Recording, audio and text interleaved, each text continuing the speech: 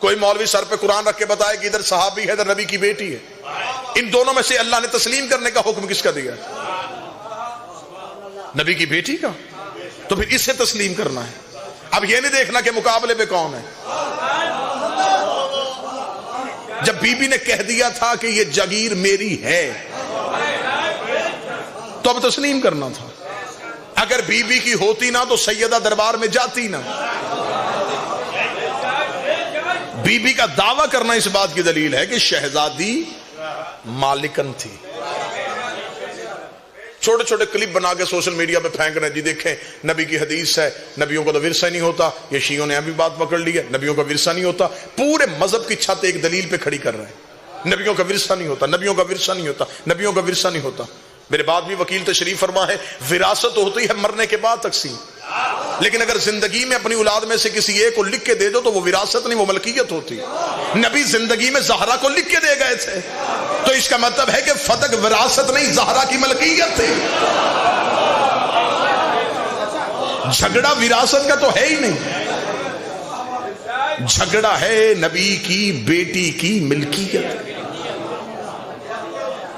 ہم ذہنی طور پہ تیار ہیں دنیا کی کسی عدالت میں، اور ہمیں خبر ہے کہ جب ہم عدالتوں میں جاتے ہیں، میرے بھائی تشریف فرمائے یہ بھی مذہب کی وکالت کے لیے کئی بار عدالتوں کے سامنے گئے۔ عدالتوں کا مزاج یہ ہے کہ جب ہم عدالت میں مذہبی کیس کے لیے جاتے ہیں تو وہ مذہبی کتابیں نہیں دیکھتے، وہ کہتے پہلے قانون کی کتاب کھولو، قانون کی کتاب پڑھو۔ لہٰذا ہم ذہنی طور پہ تیار ہیں کہ پاکستان کا میجر ایکٹ بھی سامنے رکھ دیا جائے، ہم اس میں سے بھی سیدہ کو سچی ثابت کر دیں گے۔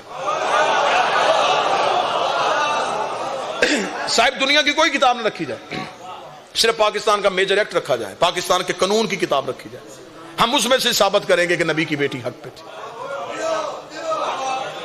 جھگڑا وراثت کا نہیں تھا، جھگڑا ملکیت کا تھا، نبی لکھ کے دے کے گئے تھے۔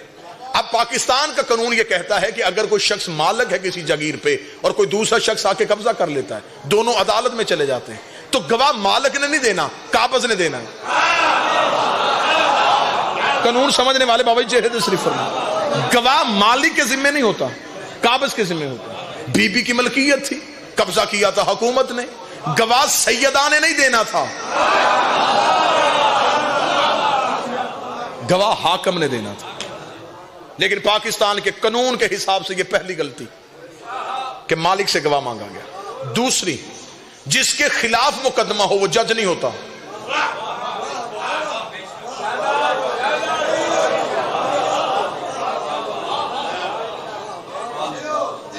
بھائی حکومت کے خلاف اگر آپ کو کوئی شکایت ہے کہ حکومت سے ہمیں یہ گلہ ہے تو آپ عدالت میں جائیں گے، عدالت حکومت کے نمائندے کو طلب کرے گی، وہ اس سے جواب مانگے گی۔ یہ نہیں ہے کہ حکومت کوئی بھیج دے کہ اس کا فیصلہ کرو۔ یہ طریق انسانیت کا، اپنی نوعیت کا پہلا مقدمہ تھا کہ جس کے خلاف کیس تھا وہی جج تھا۔ بھئی پچھلے دنوں آپ نے دیکھ نہیں رہا، میں کوئی جنگل میں تو گفتگو نہیں کر رہا، پچھلے دنوں ہر ایک چہرہ، اب میڈیا ہر ایک جگہ پہ، آپ کے ہاتھوں میں کائنات ہے، آپ ہتھیلی پہ دنیا اٹھا کے پھر رہے ہیں، آپ ہر طرح کے حالات سے واقف ہے۔ آپ نے دیکھ لیا کہ پچھلے دنوں میں ایک حکومت پاکستان کی کیوں گرا دی گئی۔ یہ ممبر سیاست کا ممبر نہیں ہے، لیکن میں تمثیلاً ایک لفظ کہنے لگا ہوں، یہ حکومت کیوں ختم کر دی گئی جو پچھلی حکومت تھی؟ صرف عدالت نے اسے اتنا کہا کہ آپ کے خلاف ایک اپلیکیشن، ایک درخواست آئی ہے کہ آپ کی کوئی جگیر ہے لندن میں، آپ کے پاس اس کے کاغذ ہیں؟ انہوں نے کاغذ نہیں دکھائے، انہوں نے تخت سے اتار دیا۔ انہوں نے کہا تو حکومت کرنے کے اہل ہی نہیں ہے، کہ انہوں نے تو کسی کی جگیر پہ قبضہ کیا ہوا ہے، تو انہیں تو کسی کی جائیداد پہ قبضہ کیا ہوا ہے۔ اس کا مطلب ہے کہ حاکم جگیر کے کاغذ نہ دکھائے تو اسے حکومت سے نکال دیا جاتا ہے۔ ہمیں انتظار ہے جب 12واں آئے گا پھر قبر سے نکال کے گا۔ مجھے بتاؤ فتح تمہاری جگیر تھی یا ہماری جگیر؟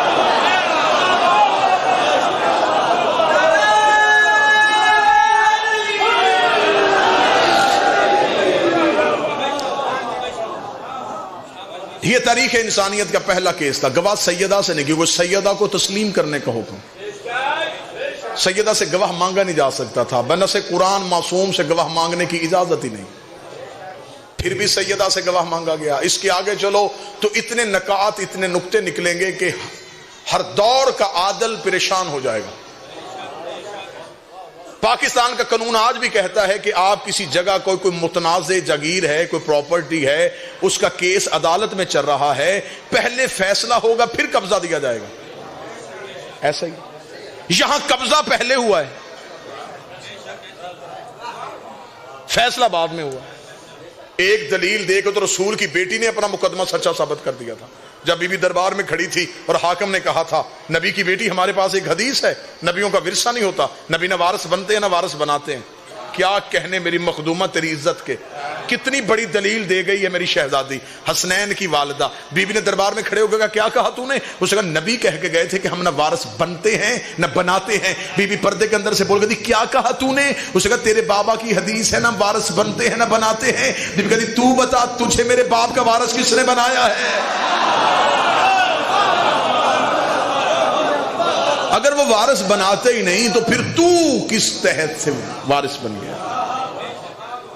ایک سوال سوشل میڈیا پہ بہت سپیڈ سے گردش کر رہا ہے کہ اگر فدق شہزادی کا حق تھا تو مولا امیر المومنین نے اپنے دور میں واپس کیوں نہیں کی؟ یہ سوال ہے جو میری قوم کے بچوں کو پریشان کر رہا ہے. اس کا جواب میں اپنی استدلال سے نہیں معصوم کا فرمان سنا دیتا ہوں. بادشاہ سے پوچھا گیا تھا, مناقب ابن شہر عشاء میں پورا واقعہ لکھا ہے. معصوم سے پوچھا گیا مولا جب مولا امیر المومنین کا دور آیا تو علی نے فتق واپس کیوں نہیں کیا؟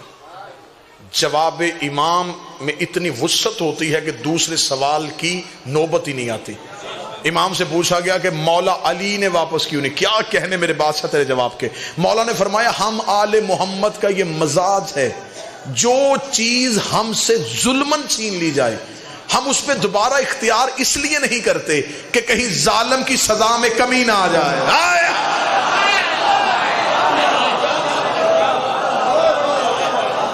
ظالم کی سزا میں کمی نہ آ جائے. رسالت امام نے مکہ چھوڑا تو رسالت امام کو جو آبائی گھر تھا اس پہ ابو لہب نے قبضہ کر لیا.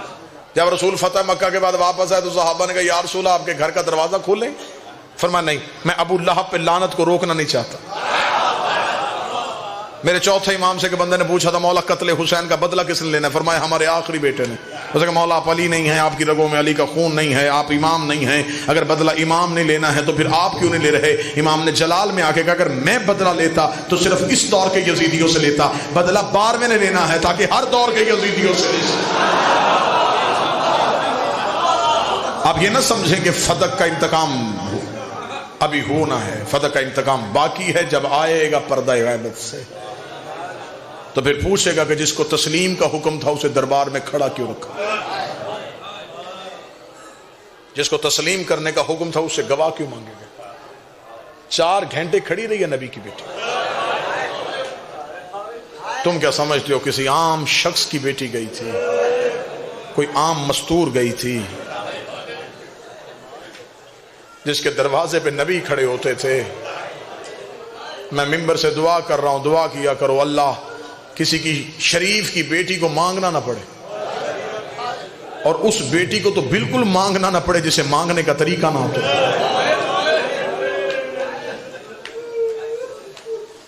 4 گھنٹے کھڑی رہی ہے دربار,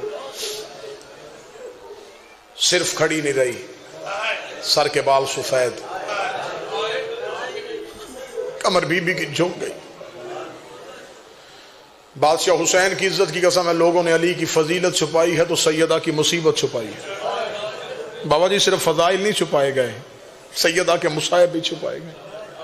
2 سطروں میں پڑھ دی ہے بندوں نے نبی کی بیٹی کی شہادت, کھول کے پڑھی نہیں رسول کی بیٹی کی شہادت. زمانے کو پتہ نہ چل جائے کہ کتنی دکھی تھی نبی کی بیٹی. اب دور تبدیل ہو گیا ہے, اب زندگی سے پیار نہیں, نظریات سے پیار کرو. اب جسموں سے نہیں عقیدوں سے پیار کرو. کس لمحے معصومہ کی بارگاہ میں پیش ہو جانا ہے. میں معافی مانگ کے جملہ پڑھنے لگا ہوں, کچی ہے یہاں مصائب سخت سنا نہیں جاتا. اشارہ سمجھتے ہو میں اشارہ دوں گا, اشارہ سمجھ لینا. میرے بعد بھی شہباز خطابت ہیں, ان سے تائید کروا لینا. مجھے بادشاہ حسین کی عزت کی قسم ہے ہم تمہارے ڈر سے کہہ دیتے ہیں کہ بی بی دربار سے آئی ہے تو بی بی کے سر کے بال سفید اور کمر بی بی کی جھکی ہوئی تھی. کمر بھائی مجھے بی بی کی عزت کی قسم ہے بی بی دربار سے گھر واپس آئی ہے تو بی بی کا ایک ہاتھ رخسار پہ تھا, بی بی کا ایک ہاتھ چہرے پہ تھا. شام کی ملکہ جلدی سے اٹھی ہے, ماں کے قریب جا کے کہتی ہے اماں تجھے دربار میں کسی نے مارا بھی ہے؟ رو کہتی آہستہ بول میرا حسین مر جائے, آہستہ بول میرا حسین مر گیا. ماں صحابی کے دربار میں کھڑی رہی, بیٹی شرابی کے دربار میں کھڑی ہے، ماں چند گھنٹے، بیٹی کئی گھنٹے، ماں کھلے ہاتھوں سے، بیٹی بدے ہاتھوں سے، ماں کے سر پہ چادر تھی، بیٹی بغیر چادر کے تھی، ماں بیٹوں کو ساتھ لے کے گئی تھی، بیٹی بہنوں کو ساتھ لے کے گئی تھی۔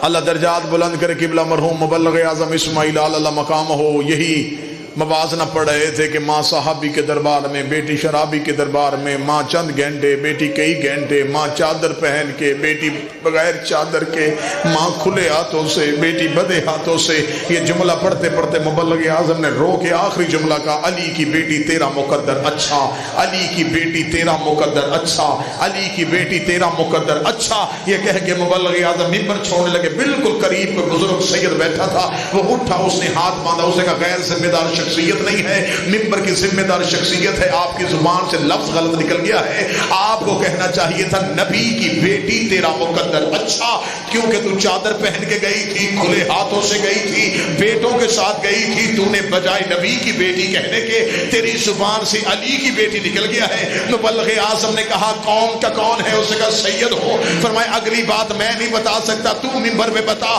قوم حوالہ مانگے گی، میں ابھی کتاب دکھا دوں گا۔ انہوں نے اس سید کے کان میں بات کی، سید نے مائک میں آ کے جملہ کہا، مجلس کا رنگ ہی بدل گیا، مجلس کا ماحول ہی بدل گیا۔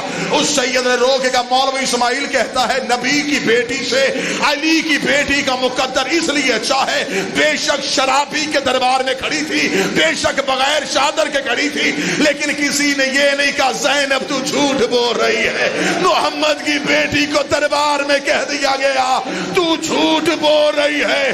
کئی بار زمین پہ گری، کئی بار زمین سے اٹھی، رو کے کہتی حق بے شک نہ دے، مجھے بیٹوں کے سامنے جھوٹا نہ